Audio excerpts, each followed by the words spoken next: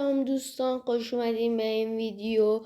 همونطور که تو آموزش هیرو برایم شدن که گذاشتم گفتم اگه 3 لایک بخوره میریم سر آموزش بعدیش. الان اومدم همون آموزش رو بدم، پس بدون معطلی برو بریم.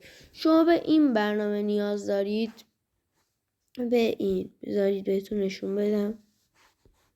به این برنامه شما به این برنامه احتیاج دارید، واردش میشید.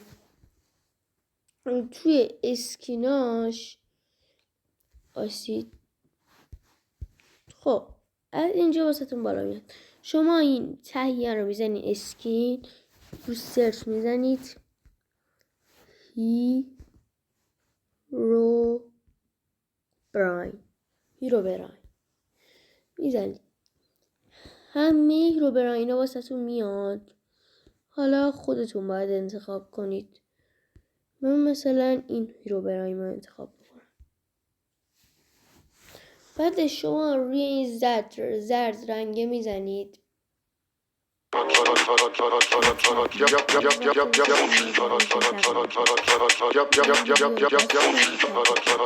خب تبلیغ رفتش.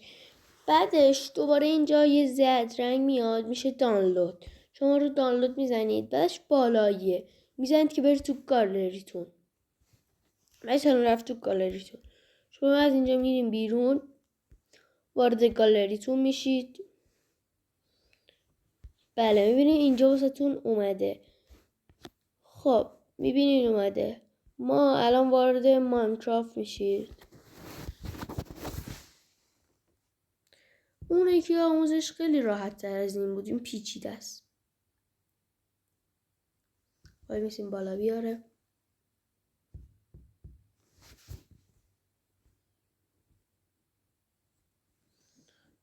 خب وای میسیم.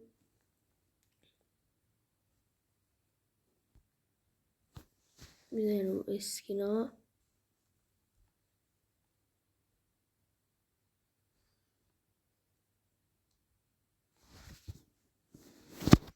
یه بار دیگه میریم بیرون، یه بار دیگه میایم.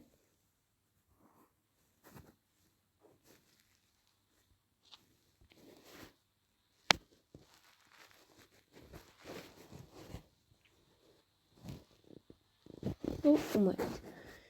شما بعد یکی از این اسکینا رو انتخاب کنید. من مثلا اینو انتخاب میکنم. بعد شما باید برین روی این دومی، نه ببخشید سومی. خب این اسکینه رو میزنید که هیچ اسکینی روش نیست، خالیه. میزنید، بعدش اینو میزنید، از گالریتون رو انتخاب میاین اینجا استیو رو انتخاب میکنید و ببینید استیو بالا آمد. شما هر کدومی که خواستین بزنید. ببینید بله این استیو برای من بالا آمد. تا یه ویدیو دیگه، خدا نگهدار. لایک، کامنت، سابسکرایب بدید نره رفیق.